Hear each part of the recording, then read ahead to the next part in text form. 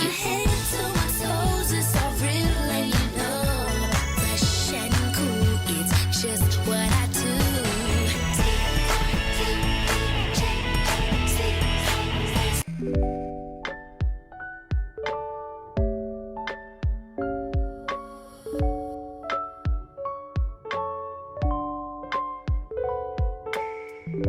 Asalamualaikum everybody, and welcome or welcome back to my channel. It's your girl Sawdatou, aka Bint Fatimah. If you're new here, hi, hello, thank you for clicking on the video, and if you're returning, thank you for subscribing.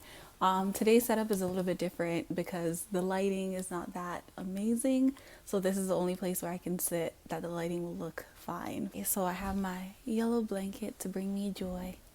I'm wearing something that's a little bit sparkly to also bring me joy. The reason why I have my headphones on is just in case there's like background sound that you guys can actually just only hear me. So this question was asked to me by a friend of mine, and she was asking, how do you keep hope alive regarding a boy that you love, or regarding a guy that you're in love with, or something like that?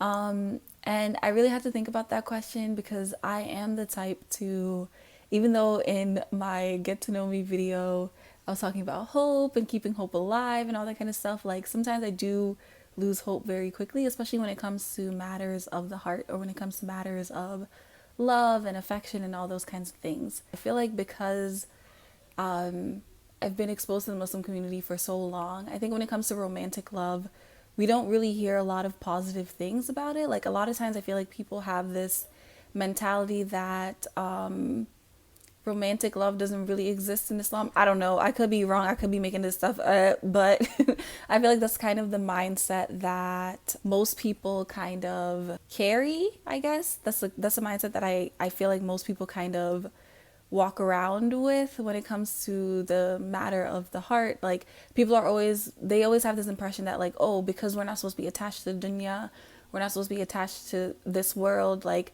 romantic love doesn't really have any use for us because it's part of this world.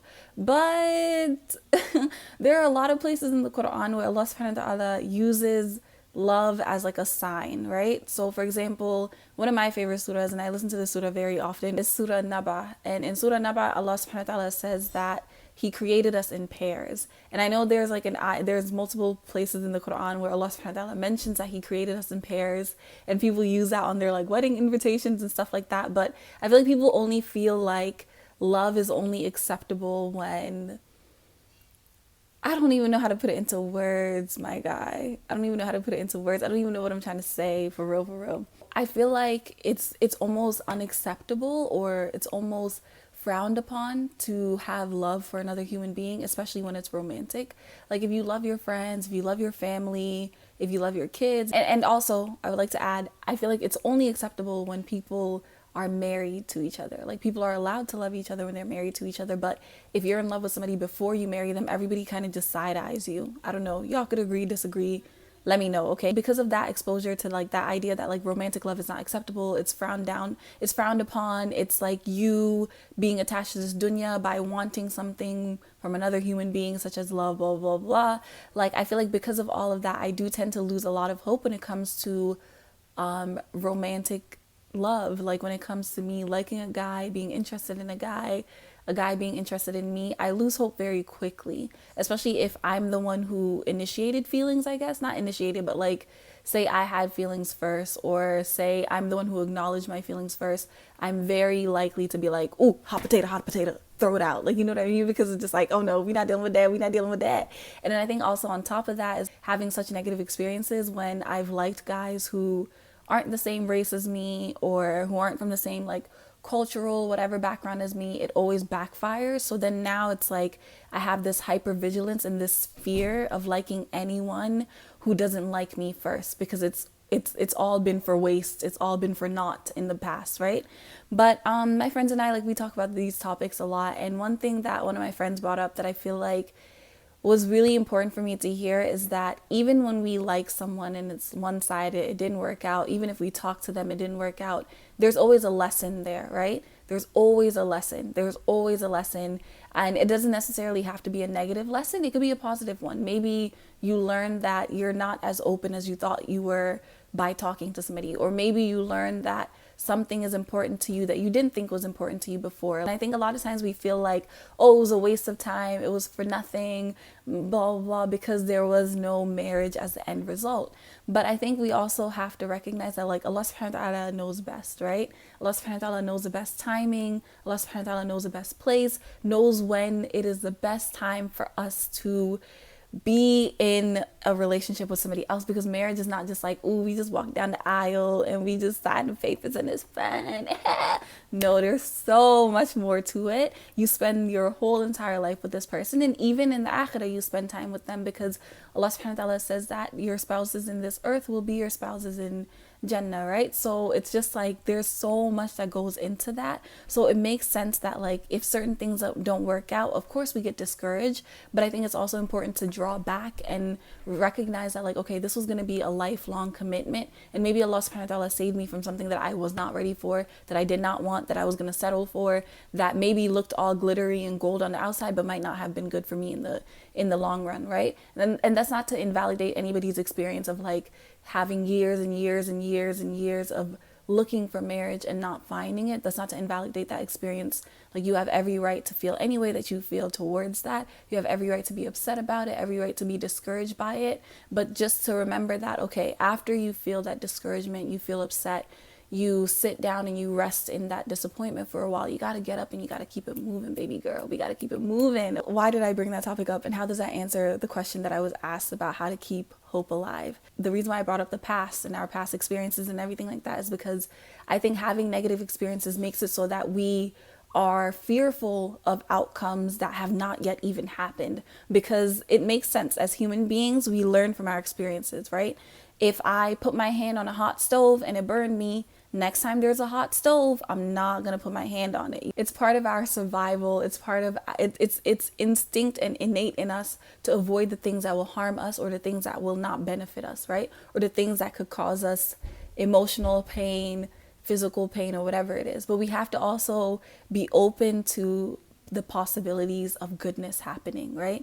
We have to be open to the possibility of betterment, of something good coming. It also ties into our trust of Allah subhanahu wa ta'ala, right? We have to trust that Allah subhanahu wa ta'ala will give me good. And Allah subhanahu wa ta'ala says in a hadith Qudsi, I am the way that my servant thinks of me. So if you think that Allah subhanahu wa ta'ala is merciful, that Allah subhanahu wa ta'ala is going to give you good, that when you ask, you're going to receive from him, that is what's going to happen. That's part of keeping hope alive, is that one, recognizing and realizing that yes, your past is important. It matters.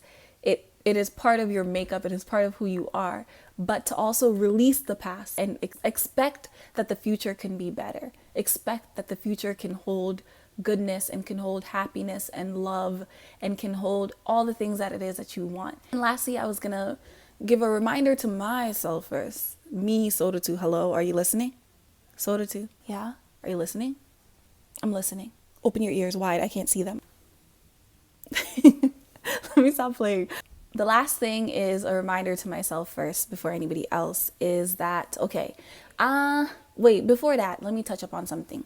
So I think a lot of times also another thing that discourages us, aside from our negative experiences in the past or things not working out in the past, another thing that discourages us is people just being like, let it go. They be like Elsa.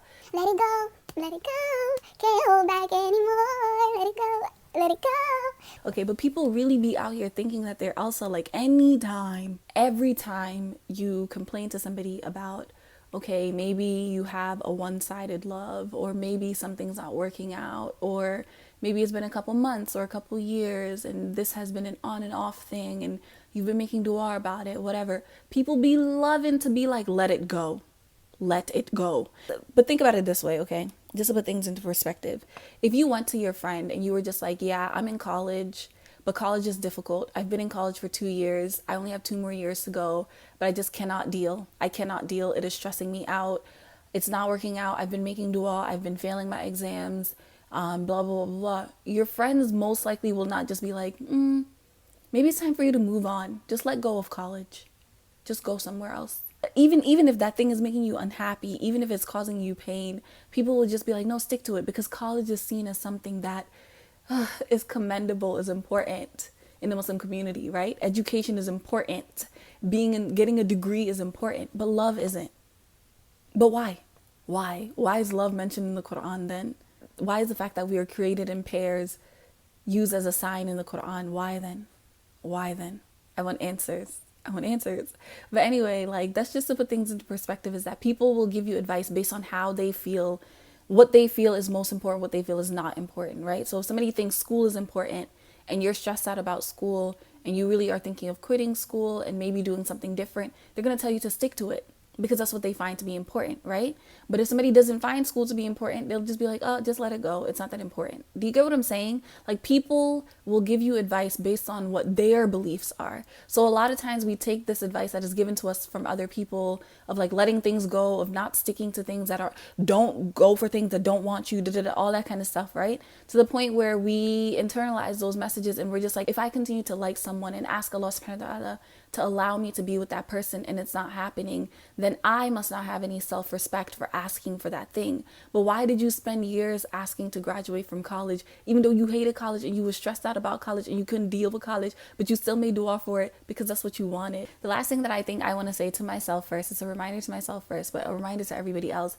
It is the last stretch of Ramadan. It is the last 10 days, and we know how blessed these last 10 days are. We know how Laylatul Qadr falls on these last 10 days. Our duas are guaranteed to be answered. We can ask for forgiveness. We can ask for our entire destinies, our whole qadr to be changed. So I say that to say this.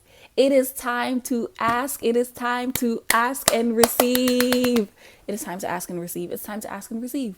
It's time to make dua, pray to Allah subhanahu wa ta'ala to give you what it is that you want and get from him.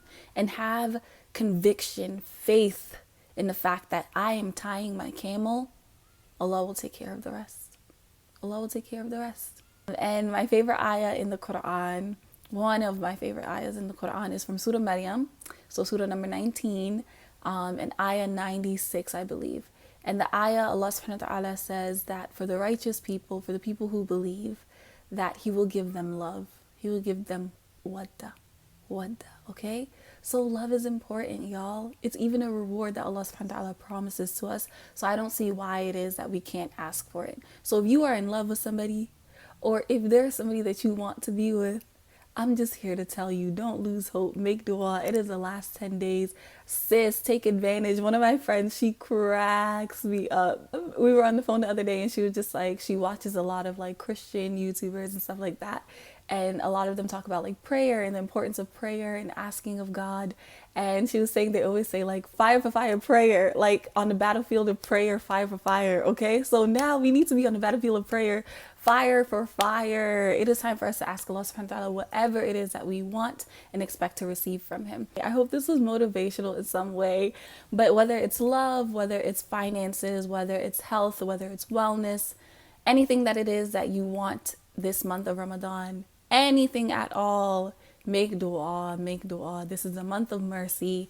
As I said in a previous video, which I'll link in the cards in case you missed it. As I said in a previous video, it is time for us to ask from Allah subhanahu wa ta'ala. It's a month of mercy. All the gates of Jannah are open. Now is the time. Now is the time. So just a reminder to me first and to you guys, ask of Allah subhanahu wa ta'ala. He is Ar-Rahman, Ar-Rahim, Al-Wadud, Al-Fattah, Al-Ghani. He will give and he will not lose anything from giving you. So ask of Allah subhanahu wa ta'ala and you will receive. And that is all that I have for you guys. If you haven't already, please subscribe to my channel. I added a little watermark here.